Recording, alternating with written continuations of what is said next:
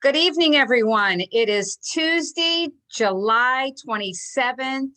Welcome to Congregation L'Dor Va-Dor's Chat with Two Rabbis. Tonight, we have Rabbi Barry Silver of L'Dor Va-Dor, and we have Rabbi Steven Westman, our guest rabbi. We're excited to have a new rabbi with us tonight. We also have Cantor Glenn Sherman. And so we should have a great discussion this night on the Torah parsha, Deuteronomy Ekev. I'm looking forward to it. Take it away, gentlemen. Thank you very much. Thank you for organizing this, Sharon.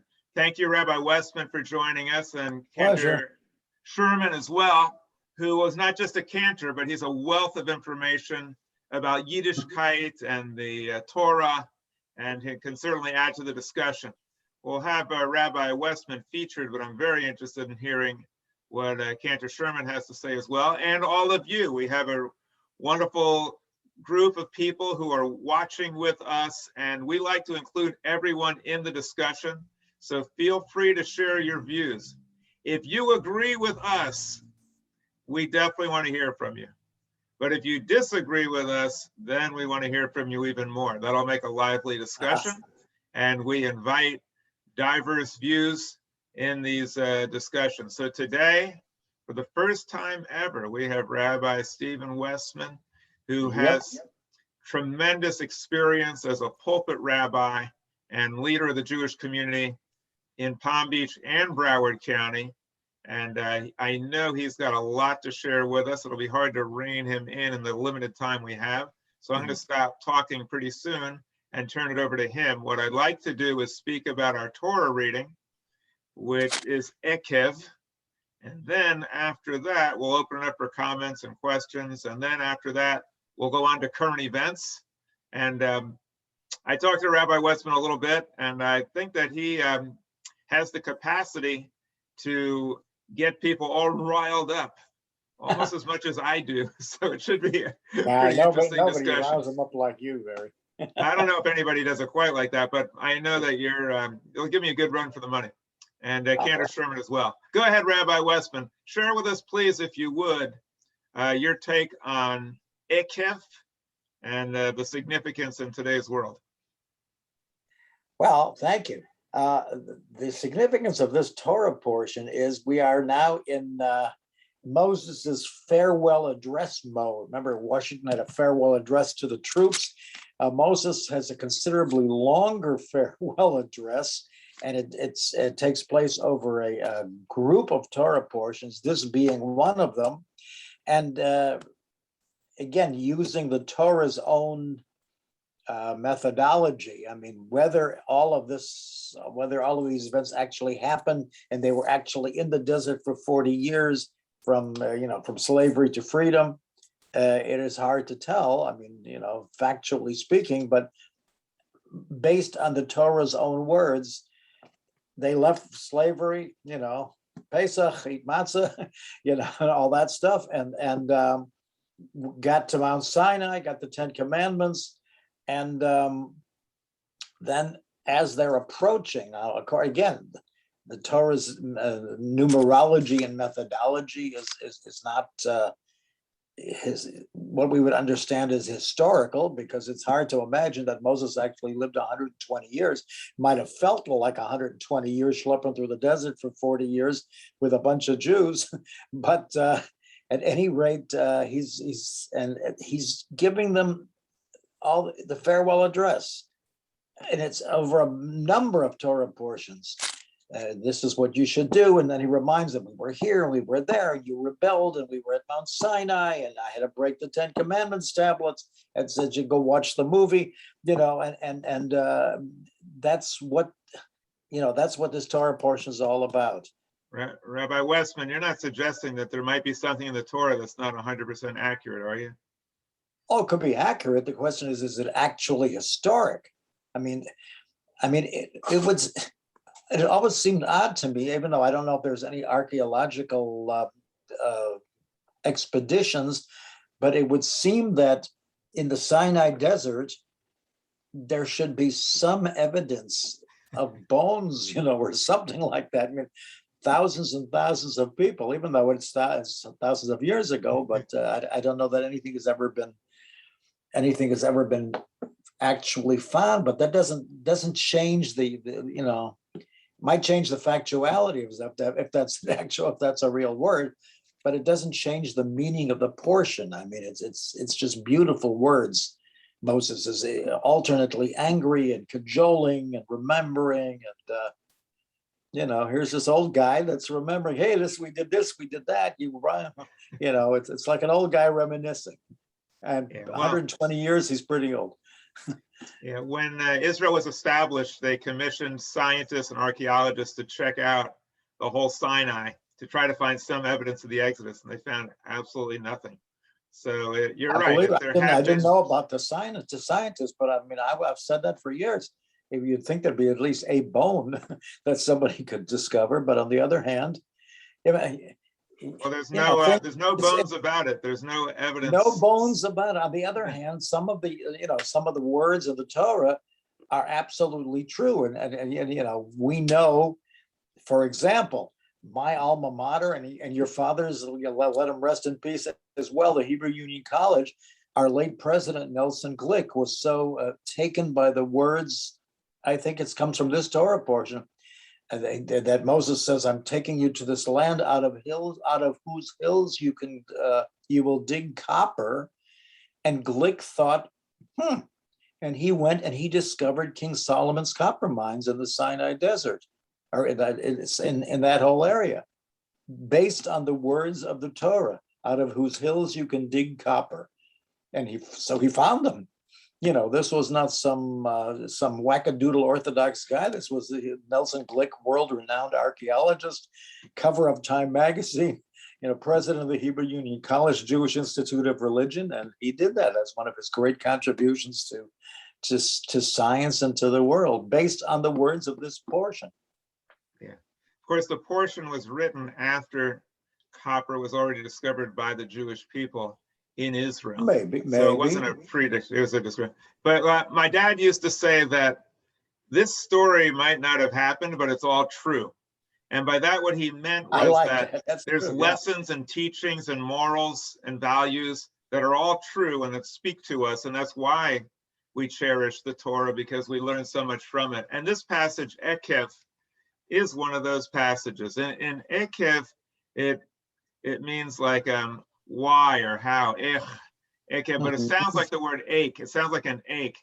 And it also means Ekev, on the heels of, from the same root as Yaakov, Ekev, on the heels of. And what the passage is trying to tell us, or telling the Jewish people, if you do the right thing and if you follow God's laws, great things are going to happen, incredible blessings. You will be the greatest people ever. But if you forsake the law and if you go your separate ways, then horrible calamities are going to happen. And that's the pattern, right? If then, right? If then. And Moses uses very picturesque language to describe how horrible these things are going to be. The enemies are going to destroy them. They'll cannibalize their own children. The food that they grow will be taken from them by their enemies and used for their benefit. But if they do what God asked, then they will be wildly successful and they will reign over their enemies and they'll be fruitful and everything will be perfect. So that's all part of Ekev. Ekev also warns them specifically against idolatry and against following other gods. And it's very similar to the Assyrian pact that kings would make with the warlords. If you follow me and you're loyal to me, I'll protect you and take care of you. If you cross me, then watch out. It's all over. So that's, Ekev goes into great detail and very eloquent language, as Rabbi Westman says, explaining this concept. In modern terms, we could understand this to mean that if you live in accordance with the laws of nature and the laws of Jewish ideals, and live a life based on values and kindness, good things are going to happen. Good things will come your way. It's a cause and effect. But if you are selfish and if you do bad things and if you ignore the laws of physics and of science, For instance, you say that, well, climate change is a hoax, or you don't have to get a vaccine. If you just ignore science and ignore the laws of nature, very, very bad things are going to happen. Because you might be able to fool people, but you can't fool physics. Can't fool nature. It's not fooled. And you have to obey these laws or they'll come down on you really hard. Rabbi Westman, would you like to share any more? And Cantor Sherman, would you like to weigh in? Wow, let's get Cantor Sherman on the line here. Go ahead, Cantor Sherman. Share some of your thoughts. And I got to let my dog out of the room, so just pardon me for 1 minute.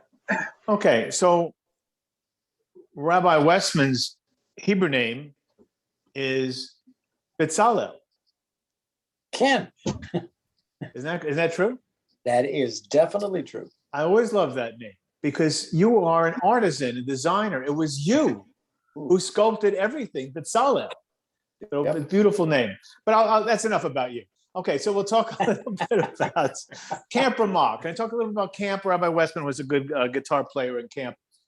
In here, chapter 8, sentence 10, in the book of Deuteronomy, it says, "V'achalta v'savata uveirachta et Adonai Elohecha ala aretz hatova asher natan lach." It's in the benching for katamazon.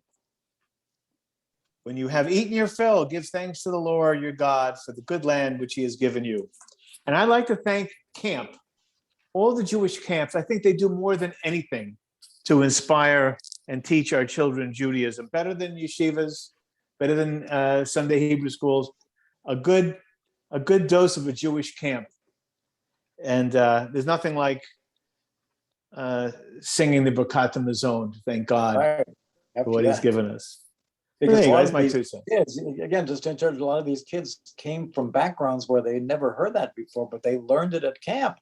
Correct. And they're all singing, they're singing the Birkat HaMazon after meals and whatever the camp, whether it's So our camp, the URJ camps, or Camp Ramah, or whatever, all the Jewish camps. Here's a funny story. My girlfriend, my fiance actually, Jody, went to Camp Tevye up in Maine, and I started singing the Birkat HaMazon. And she goes, Rachamim. I said, well, how'd you know that? Like Kili Olam Chasdo. I don't know. It just came back to me because the Jewish experience shared with other kids. It wasn't like I'm not going to synagogue this weekend. I want to go. You're all part of a Jewish, beautiful experience. And summer camps are beautiful. And I loved also leading the Birkat HaMazon with the first words, rubber tires never break. Rubber tires we inflate with this. I think Rabbi Silver had enough of us. I used to go to a Jewish camp also, and I can just share with you that I agree with you that having Jewish kids together and Jewish people together singing music and giving thanks is a really great way to share and appreciate Judaism, more than just the prayers and more than being in a synagogue, being out in nature and being with other kids and doing fun things and doing sports and singing songs and rejoicing. It's a really beautiful way to share Judaism and to strengthen it. The other thing that's in this passage that I think speaks to us today, and it does say that if you treat the earth properly, it'll give forth abundant blessings. And if you don't treat the earth properly, it'll turn on you and you can get things like acid rain and do horrible things. It also warns against arrogance. It says, when you get to the promised land and you start to have these abundant things that the Lord is giving you, do not become arrogant and do not think that this is all you're doing and that you're better than everybody else. Because if you do, you're going to be struck down. And Greek mythology is like that too. The sin of hubris was always punished by the gods.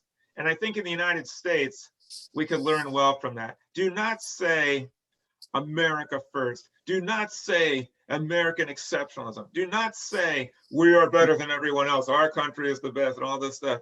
Instead, say that we love our country and we also love the country of other people, and let us all rejoice in our own culture and let us all share together and not be arrogant, prideful, and boastful.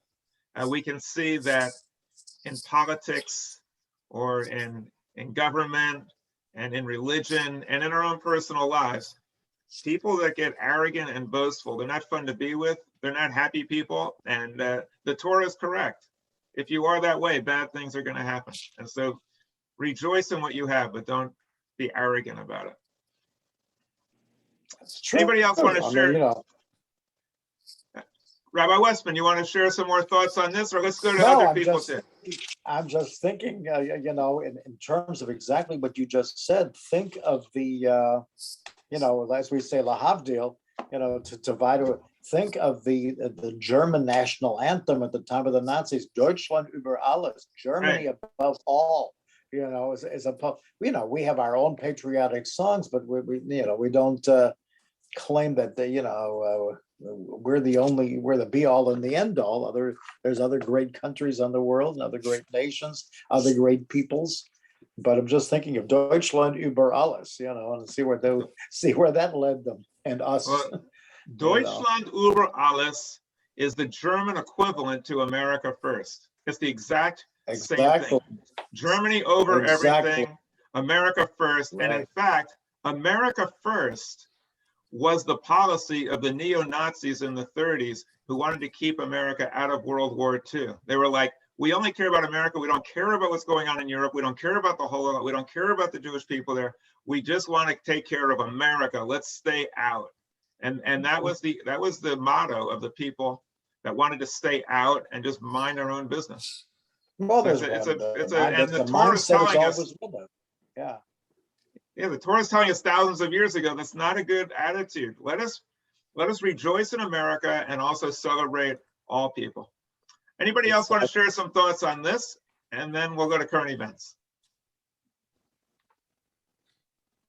Okay, seeing as I don't see anyone, we have a lot of stuff going on in the world today.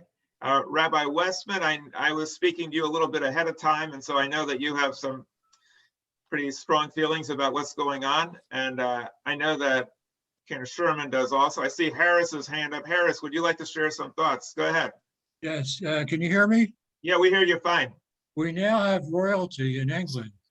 We have a guy named Mike Lewis, who's a billionaire, has married the niece of Princess Diana. And he's 62 and his wife is 30. So that's the news. We now have royalty in Great Britain. So I want everybody to know that. Well, that's good. Maybe he'll take a space shuttle one day and go out into outer space with all those billions. He's qualified to be an astronaut now. Go ahead, Valerie. Also, Harry and Meghan's daughter Lilibet just added to the line of succession to the royal throne. She is now 8th in line to the royal throne. So we have a second American born here that is now in line to the British throne. That was there goes the neighborhood. Very good.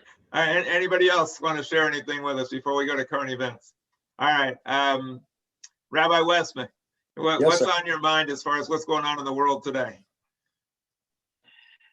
I don't know what's going on in the world today. I mean, in some ways, things are getting, well, again, politically speaking, I mean, things are getting better. On the other hand, there are still too many people in government that are trying to, stop whatever progress the president is making. And it just, like the commission, the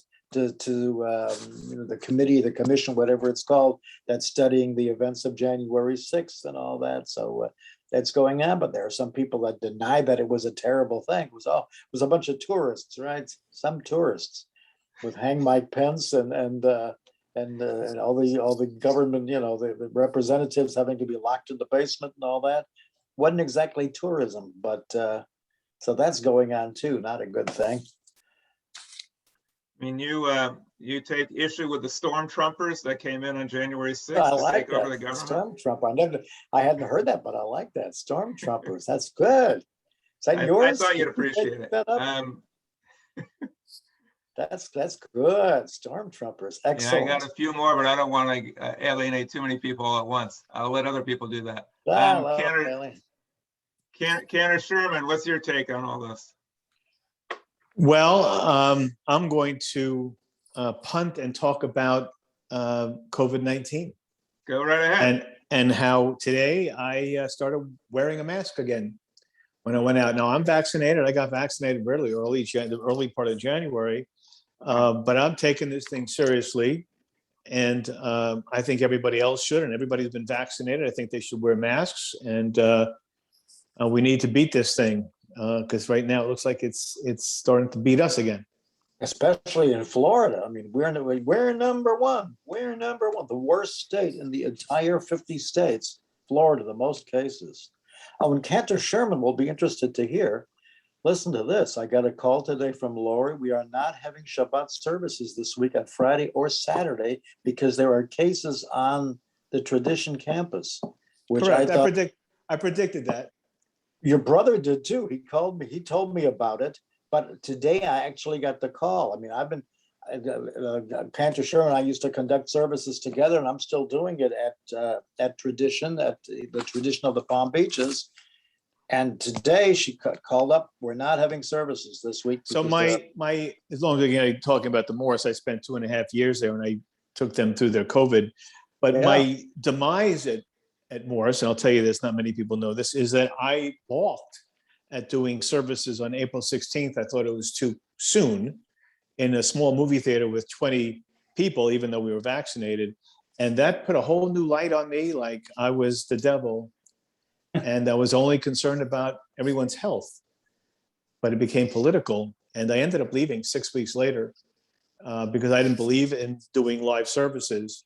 And now that was the beginning of June. And 6 weeks later, we had the Delta variant, and they're not doing services. Could have told you that. Well, here you have it, everybody. You heard it for the first time here at L'Dor Va-Dor. The real reason why Cantor Sherman. I raised my hand and said, I'm not doing this. It's my life, right? I'll go run across the street. Cantor, run across the street a few times. Don't worry about the lights, red or green. Just keep going. Okay? No, I'm not going to do that. Well, then. Well, Cantor, it's not just your life. You're the spiritual leader, so you're setting an example for others. And if you think it's dangerous, then you definitely need to say no and not lead people astray. So that was my issue. So I just packed up, and Steve will let you know. I left in the middle of the night on January 2nd, I think it was.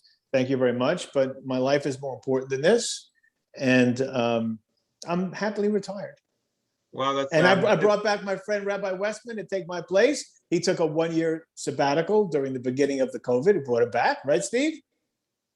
Yeah, and again, one of the most fascinating things about the whole deal was it was exactly a year, because when I went open the ark to set the Torah for the Saturday morning service, it was exactly at the right portion. It was exactly 52 weeks. Well, now maybe not. Maybe it was because the Torah portions don't line up with our date, so it was exactly the year to the Torah portion. I can't tell you it was the year to the date. Right. It was the year to the Torah portion, which was pretty ear. Well, that just shows that the Lord works in mysterious ways. That was the sheriff that it came out exactly right. You didn't have to change anything. And Rabbi Westman, one other prediction I'm going to give you. I predict no holiday services and no Sheldon Horowitz because we're just about 5 weeks away from that. And someone's got to make some decisions. I called him today, and I told him I'll get back to him after we have this meeting. Right. On Thursday, Rabbi Westman and Cantor Sherman, I have good news for both of you. L'Dor Va-Dor has carried on throughout the pandemic in a safe way with videos, and we will be conducting high holiday services in person for those people who feel okay being there, and live streamed, Zoomed for people who don't want to be there. It'll be live streamed. So all of your folks who might not have access to your eloquence, they will be able to see a high holiday service from us this year, and they're welcome to join us. And if you like, you can share some words and participate too. Can I make a comment? Yes, go ahead. Yeah, Barry, you just stated something that is allowing me to make this comment. You said that L'Dor Va-Dor has continued on, persisted, etc. I once read something very interesting, that things do not run right. It was in a philosophy book. I can't even recall. It was probably about 3 years ago. And it stated, things do not run right because one is holy or good. things run right because one makes them run right. And that is a characteristic of you. You make things run right. You said it was via the videos. You got to make things run right, and you did. And that's why right here and now in present time, L'Dor Va-Dor is still persisting and flourishing and prospering. And that's my point. You make things run right, not because we're holy or good, but because we make them run right. And that's what you do. That's what I noticed about you. You make things run right. And I'll tell you that I love that about you. Okay. Well, I appreciate that. And I just want to say that there's a motto that says that God helps those who help themselves. And so we Right. believe that there is a power within us for good. And if we tap into that, we can channel that. But I just want to let you know, Peter, I do appreciate your kind words. And I want to share with you that the reason why we were able to continue is because of a joint effort by a bunch of people, each of whom have different talents in different ways, who put it all together. Like if they were relying on me to do a video and to share that with the world, that would have been like centuries before that happened. I have no technical experience at all, but my son helped me out. Sharon put in a tremendous amount of work. Arnie Pickholz does a lot of work. We have musical people, and it was a joint effort to, as you say, make things right, and also to adapt to new situations, which is what Judaism's all about. Judaism is all about adapting to new situations, and we've actually benefited in some ways because we reach people we couldn't before. We have more people watching now than before. Yeah. Of course, we miss not having the in-person service, but in some ways we've improved and we've learned how to do videos. So I thank you, Peter, for your kind words. And to Sure. me, the reason why we were able to do this is because of teamwork and because of a joint effort. We also have on the line, we have also Suzanne, who does a tremendous job in getting the word out to other people so that what we do isn't just confined to a handful of people, but it's disseminated on Right. social media to other people. So Right. we have board members here who also support what we're doing. It's definitely a team effort. And I thank you for your comment. And anybody else want to share some thoughts about what's going on? Sharon, go ahead. Well, I want to say this directly to Cantor Sherman because I applaud him for standing up for what he knew was right, not just for him, but for health reasons. I applaud you, Cantor Sherman, for making that stand, even though it wasn't beneficial to your bottom line, but it was to your health. And you know, I'm concerned right now where we've got a plan for a live service on August the 13th, and I'm pretty concerned about having that service unless those people that are attending show us their vaccination card and wear a mask. The last two live services we had, people came in with masks and within 5 minutes took them off. But that can't happen if we're going to survive this. We need to wear masks at all times again, and it's critical. Rabbi, I don't know if you want to share what happened with you yesterday. I think that's horrendous what happened. Yeah. I don't know if you want to share that with everybody, but yeah, I don't mind. it's definitely right a now, concern of mine, you know. Yeah, if you'll pardon the expression, right now there's a lot of mask confusion going on because people are not really sure what's going on with the virus. And I do also agree with Sharon congratulating Cantor Sherman for taking a stand. And also in Judaism, health comes before Shabbat. You're not supposed to risk your health to observe Shabbat. That's exactly, that's a violation. Yeah, what I was telling Sharon is that I got into a car, I guess it's a couple of days ago now, with someone who I thought was vaccinated. And then afterwards, I was informed that he wasn't vaccinated. And I thought, you know, it might have been a good thing to tell me that ahead of time before I get into the car. And now I'm a little nervous, but it's been 2 days. So I'm like counting the days, like how long does it usually take before it shows up?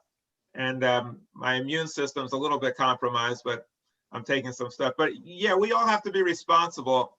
Zeh la zeh, right? In Hebrew, we have to all be responsible for each other. I still would definitely want to go forward with the in-person service. I wouldn't want to cancel that one. But I think if we do it, you know, obviously we should take precautions. And I think it's a good idea to have a vaccination card or perhaps to wear masks as well, or whatever. But I believe that's the case.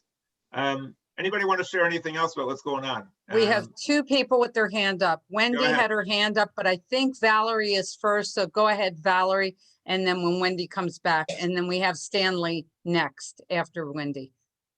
Well, two things. Number one, I was listening to the Dr. Fauci again just about a half an hour ago. I don't know if you had an opportunity to listen to what he said. And the big concern is even people that are doubly vaccinated now, they're having an increased cases of what they call breakthrough virus. And they're saying that people, even though they are vaccinated, are very susceptible. They might or might not get that sick, but they are also carriers. Even though you're vaccinated, you're still a carrier and you can still get sick. And they were showing a map in red and orange and yellow of the parts of the country that are mostly impacted. And believe it or not, with very few exceptions, they have red on almost the entire country, including Florida, including Arkansas, including Texas, including Missouri, including a lot of areas that they're having pockets of breakouts. And the pockets of breakouts, of course, have a high percentage of those that are not vaccinated, but they're also monitoring those people that are vaccinated that are either carrying or having significant breakthroughs. They might not be hospitalized, but they are being tracked with breakthroughs. Also, with regard to health issues, I have to stand up and I have to applaud something that I know it has probably been a very difficult decision. Simone Biles, as I'm sure we all know, literally dropped out of the team competition because of the emotional and mental stress. And while I'm sure that a lot of people have very strong opinions on it, I have to stand up and I have to applaud her because that took a lot of guts and it took a lot of self-preservation. And, you know, I know in the athletic world that's very much frowned upon, but these are extraordinary circumstances. So I, for one, just have to vocalize the fact that I think that she took a very, very brave stand. She and the Japanese tennis player as well a few weeks ago. It's very, very important to take care of yourself before you can take care of other people. That's what I have to say. Thanks, Valerie. Go ahead. Who's next? Stanley? Wendy is next, and Wendy. then Stanley. Go ahead, Wendy. Wendy?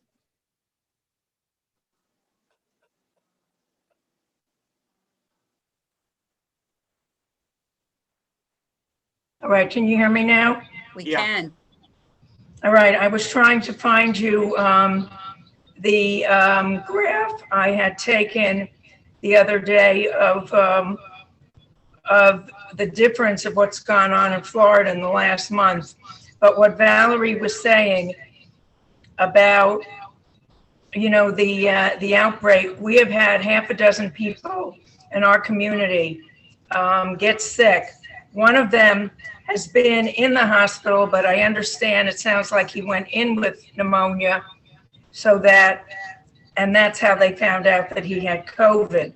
But all of these people have been double vaccinated, and they all, you know, got sick. The rest of them, other than this guy with pneumonia, have not been in the hospital.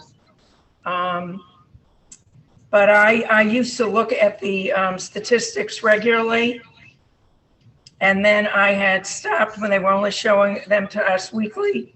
All right, I'm going to try and see if I can get this big enough where if I'm holding it up to the screen, I don't know. No, nobody can see it. I can see All it. right. All right. Little bit, There's, yeah. okay. So basically, trying to steady my hand, you can see how, like at the end of June, we were like 5%, and it's been going up, you know, every week. The last 3 weeks, it's doubled.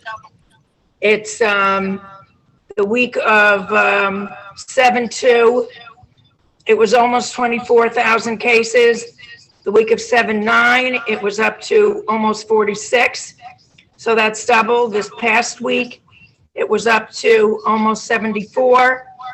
So, you know, we're basically, doubling or doing another 50% every week. And I'm sure you all remember how ages ago the criteria for opening things up were 5% positivity, that we had to, be 5% positivity for a couple of weeks before businesses would open up, that's what the suggestion was. Yeah. Back here on like June 25th, we were at 5. And before then, for quite a while, we had been in the 3s or the 4s. And then a week later, we were 8. A week after that, we were 12. This past week, we were 15. And now it's even higher. The other thing is, you remember how at the beginning when they were telling us to wear the masks, they were saying we were wearing the mask to protect everybody else? And now they're saying for safety, we should wear the mask indoors to protect us. I'm not quite sure if you're playing cards and all 4 of you are wearing the masks, then you're all protected. But if you're in a store and you're wearing the mask, I'm not sure what it does. So there, as long as you're not near somebody for more than like 10 minutes, you should be okay. You know what I'm saying? It still isn't definitive. I had tickets to a play I was really looking forward to going to this week. We Will Rock You at Lake Worth. I was looking forward to it for months, and originally they said months ago, 6 feet apart, plexiglass, masks, and now that the laws have changed, people are going to be sitting on top of people. We're not going to know if anybody has masks. My friend, was still willing to go, and I said, I just can't do it. And, and it's very. Thank you, Wendy. We've got a couple other people that want to share tonight. So Stan, go ahead. Okay. Now it's midsummer. Everybody likes to eat ice cream. I'm sure Rabbi Silver does, like everybody else. But our friends at Ben and Jerry's have made a decision to stop selling ice cream in, if I'm not mistaken, some part of Israel. And there's a call out to boycott Ben and Jerry's. So I'd like to know what the rabbis might have to say about that. Hey, that's a great issue. Thanks for bringing that up, Stanley. Rabbi Westman, do you want to weigh in? You want me to go first? How would you like to do it? You can weigh first, but I'm not eating any more Ben and Jerry's. Okay. Well, Well, it's not again. It's not Ben and Jerry's. It's the Unilever company or something like that. That's part of the owner of Ben and Jerry's or something like that. They have other companies as well. But that's yeah, correct. Well, it was that company that paid Danny Abraham $2 billion for Slim Fast. Yeah. As Unilever. Yeah. that's pretty I'm cool. glad to share my Have the point of ice view on cream this. and the Slim Fast. That's very clever. You get them at both ends.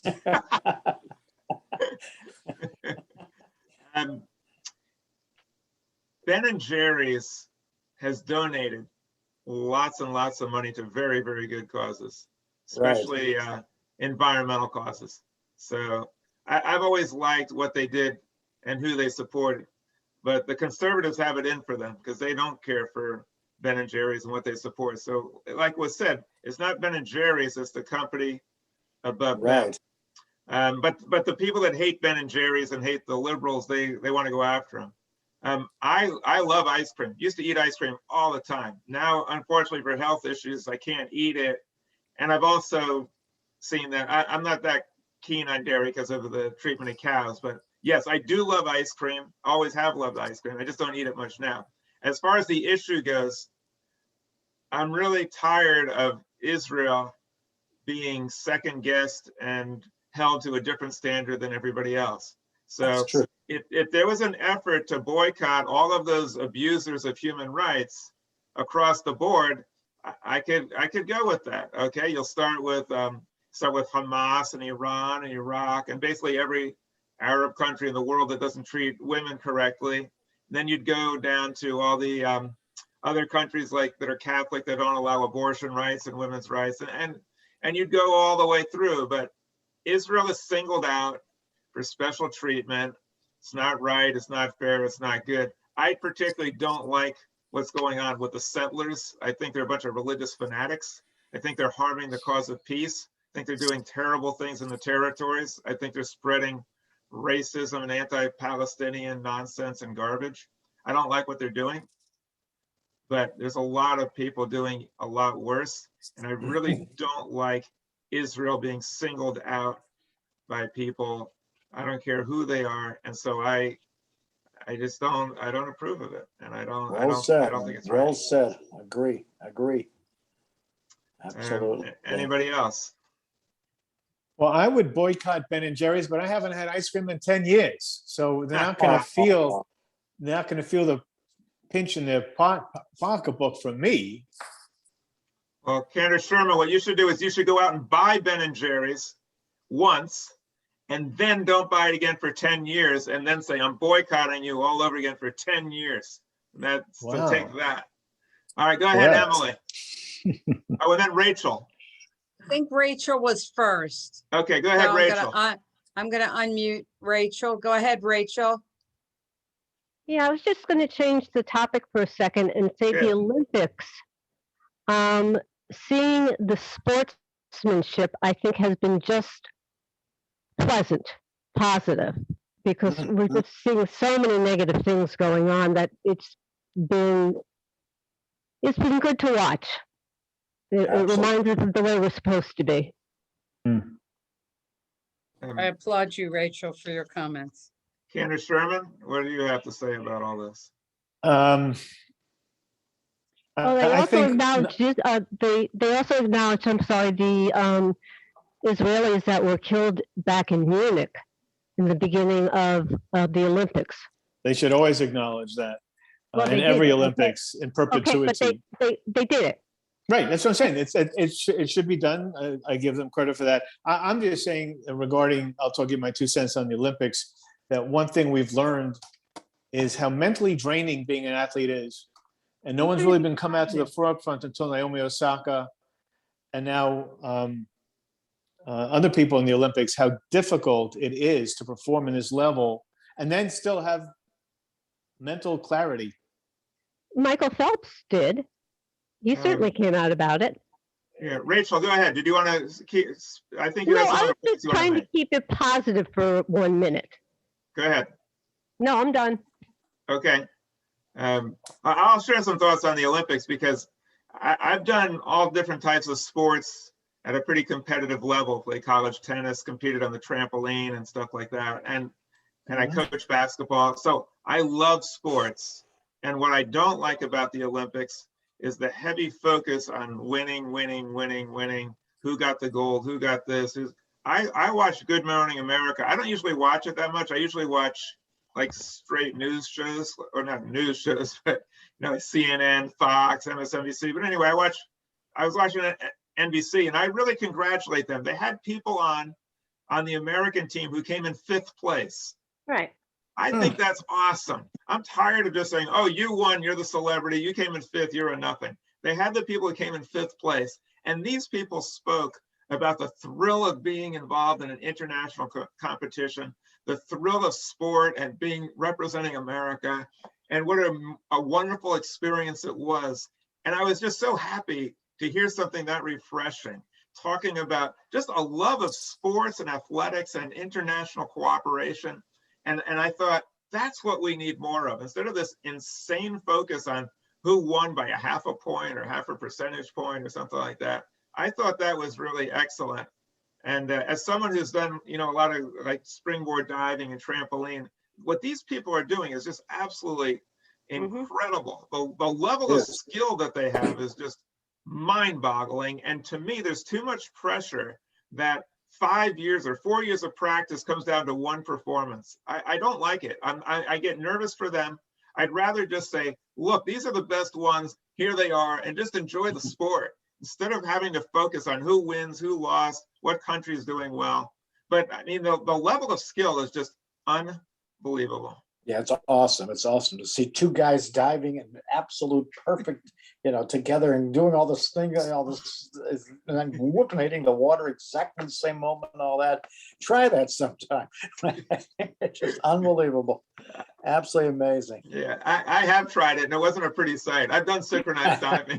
It wasn't pretty. Ouch. Who else? And they're really super high up. I did a 3-meter board, but what they're doing is like from really, really high up. That's like very, I think it's 80 meters or 100 meters, something like that. Yeah, it's incredible. What is that in real? Just not to take Emily away, but just to be on the same topic, I just want to say that, the joy of some of the people after they've competed, and just the tears of joy, the pure tears of joy, to see that they worked 5 years or 10 years or 15 years to get to where they are. It's just amazing. It's just, you can feel it. And I know all the fist bumps and all that. It's just beautiful to see them, how they support each other. Yeah. Right. Go ahead, Emily. I agree with what you said, Rabbi, about the spirit of competition. I think as a real sports fan, I enjoy watching the performance of the task. I'm going to change the subject to a negative thing, and you can all boo me. At what point does saying that our president is not our president become a crime? When does it become an attempt to overthrow the government to say that the election is a lie? January 6th. Yeah, it's true. Rachel, you want to share any comments on that? I didn't know I was unmuted. Sorry. But that's okay, Rachel. Go ahead. I want to hear why it's permissible to say these. I know freedom of speech. When does it become, what's the word I'm looking for? An attempt to overthrow the government. It's an attempt at a coup. When does I said January 6th. You're right. Yes. Yeah. Yeah. Rachel, you're correct. Yeah. If you look at, take the Olympics for a minute. Imagine if you had an athlete and the athlete said before the game started, the only way I could possibly lose this competition is if it was rigged. There's no possible way I could lose unless it's rigged. That's the only way, because I'm the best, I'm great, I know everything, I can do everything, nobody else can compete. That's the only way I could possibly lose. And then after they lose, then they say a recount. The umpires were biased. The court wasn't proper. And then they say, I want a recount. And then I want another recount, and then another recount. And then they get an armed force together to storm the Olympic Games to try to overthrow the entire place and kill people in order for them to overturn the results. I mean, that's what we're dealing with, my friends. This is what we're dealing with. And it's not the Olympics. This is the government of the United States and a democracy that we cherish. And that's what we're dealing with. If we came this close to having the whole democracy overturned, if the Capitol Police didn't risk their lives and save them, Pence might have been hung and people might have been killed. We came extremely close to having it toppled. And before we get too complacent, let us remember the person who used the motto Deutschland über alles and the beer hall putsch, because he tried to take over and it failed, but his next attempt didn't, and he did take over. So I think we need to remember our history well. And I'm glad to see that at least some people are taking it seriously by having testimony going on. But the concept that somebody would say, the only way I could lose it's rigged, so that they have an excuse. So when they can lose, they say, aha, it was rigged.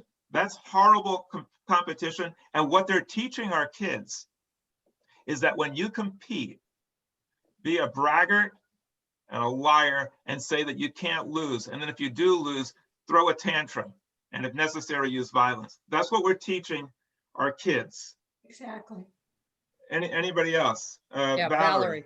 I also think there should be, and I don't know if it's in the works, but there definitely should be an investigation with regard to Antifa and the BDL, because those are organizations that are leading the charge with regard to the general population to promote this unrest. And I think just as much as they're doing an investigation with regard to what's transpired January 6th, I think especially these two organizations need to really have a tremendous amount of investigation being launched with regard to their origins and the directive that they're going in. So I You think mean that Black Lives Matter? Is that what you mean? Black Lives Matter, right? And Black Antifa. Lives Matter, but VDL and Antifa, those organizations really do they really do stand for undermining what we're doing, and they should be investigated as well. You mean BDS? Is that what you're talking about? Boycott, divest, and sanction? Is that what you're talking about?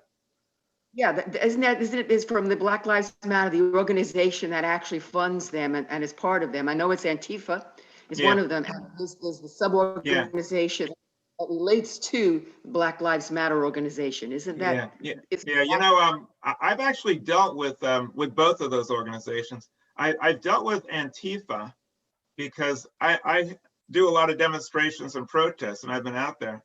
And Antifa is very they're like anarchists, and they're also very anti-Israel. They really have it in for Israel. And we were doing a demonstration about like democracy and peace, and all of a sudden they show up and say, "Oh, you're in favor of democracy? Well, then you should protest against Israel." And they're really a very, very subversive, unfriendly group of people.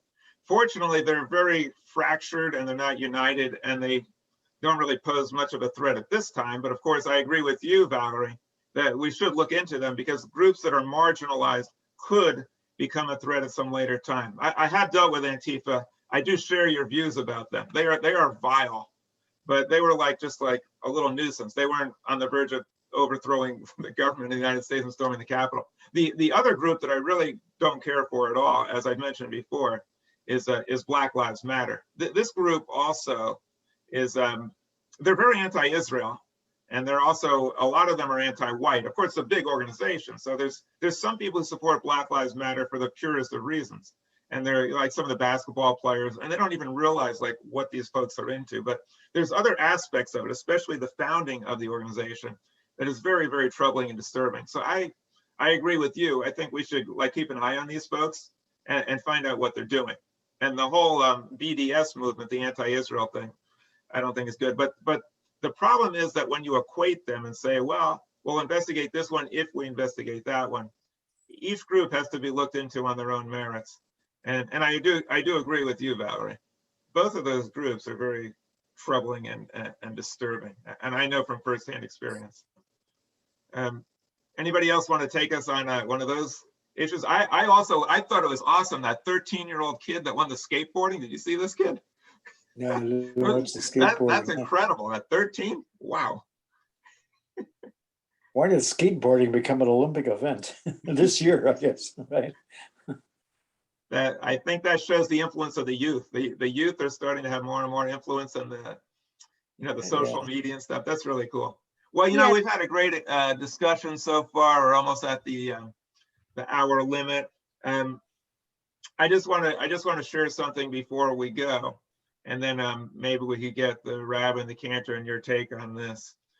We have seen that the pandemic is a problem that lingers and continues, and we thought we got rid of it, or we were hoping we got rid of it, but it's still there. And we've also found out that people who don't have symptoms are carriers. And even if you have a vaccination, you're still in danger of carrying the disease. I would like to liken that to religion. Okay, there's some religious precepts that are very dangerous. You can find anti-Semitism and some aspects of Christianity and Islam. You can find chosen people in Judaism saying that we're better than others and taking an irrational approach. There's certain things in religion that are harmful. Most people who practice that religion are not running around killing people, although religion has in the past. But a lot of us are carriers. We carry some of these dangerous notions and baggage. spread it around, and then under certain circumstances, it manifests itself and it becomes dangerous. So that's why at L'Dor Va-Dor, what we try to do is we try to examine religion, even our own, from a rational perspective and see what is there in religion that's caused all this conflict and fighting and irrationality? And what can we do so that we're not carriers of negativity, but we're carriers of love and reason and positive things? And let us try to be super spreaders of those types of things, because if we can fulfill Jewish values in a pure way, like love and truth and righteousness, that is the vaccine against hate and against intolerance that we see in the world today. And I hope that all of us will try to examine not only our own religion, but our own selves as we approach the high holidays. What is there that we're carrying inside of us?